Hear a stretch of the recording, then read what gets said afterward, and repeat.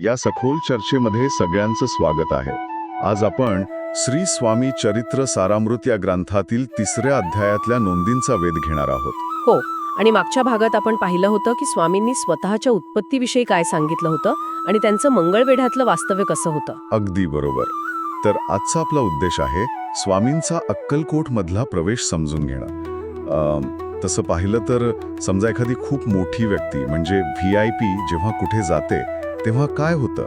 तेव्हा साहजिकच एक मोठा लवाजमा असतो, सुरक्षा रक्षकांचा गराडा असतो आणि सगळीकडे त्यांच्या येण्याची पूर्वकल्पना दिलेली असते. हो ना, म्हणजे ते एक मोठा इव्हेंटच असतो. पण आजच्या आपल्या या स्रोतांमध्ये हा समज पूर्णपणे उलथवून टाकणारा प्रसंग आहे. खरे, कारण हा प्रवास मंगळवेढ्याहून सुरू होतो. ते पंढरपूर, बेगमपूर, मोहोळ असा प्रवास करत सोलापूरला येतात.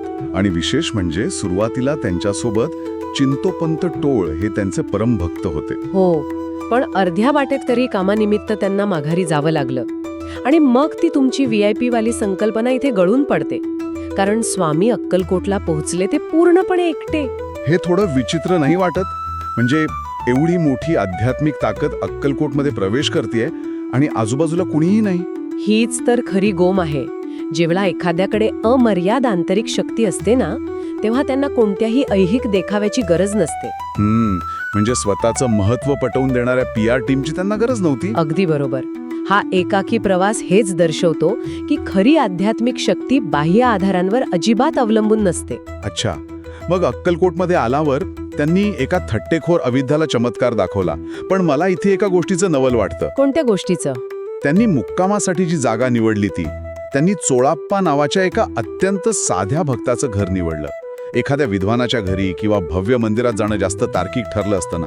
वरवर पाहतात असं वाटू शकतं, पण यामध्ये एक महत्वाचं तत्व आहे. बघा, चोळप्पाकडे कोणतंही मोठं योग तत्व नव्हतं किंवा त्याला वेदांचं तांत्रिक ज्ञानही नव्हतं. अच्छा, म्हणजे तो फक्त एक सामान्य माणूस होता. हो, पण त्याच्याकडे एक गोष्ट ठाम होती, ती म्हणजे निस्सीम भक्ती.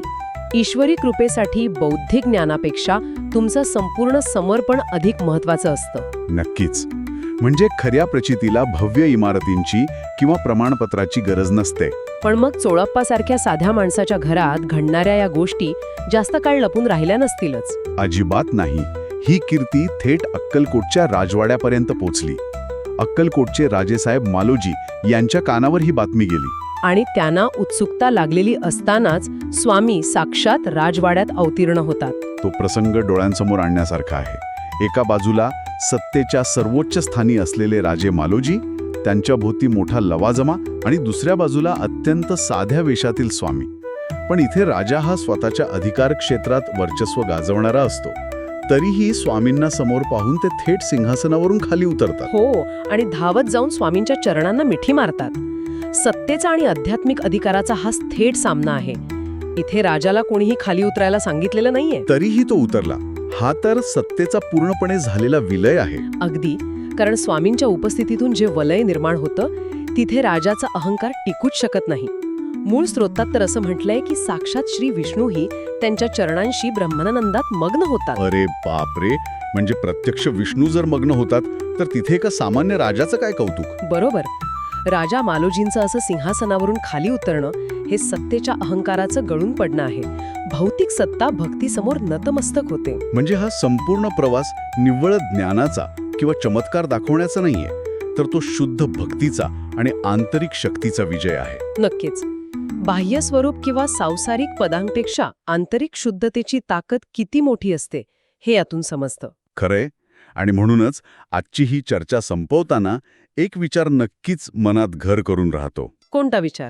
जर एखादा सामर्थ्यवान राजा स्वतःचं सिंहासन एका क्षणात सोडून निस्सीम भक्तीला मिठी मारू शकतो, तर आपण आपल्या दैनंदिन जीवनात अहंकाराची अशी कोणती सिंहासने घट्ट धरून बसलो आहोत जी आपल्याला खऱ्या मनशांतीपासून दूर ठेवत आहेत?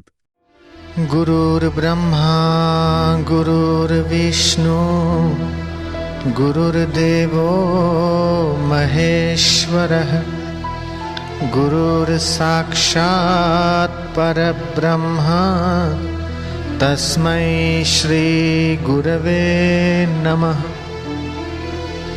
ध्यानमूलं गुरुर्मूर्ति पूजामूलं गुरुर्पदं मन्त्रमूलं गुरुर्वाक्यं मोक्षमूलं गुरुर्कृपा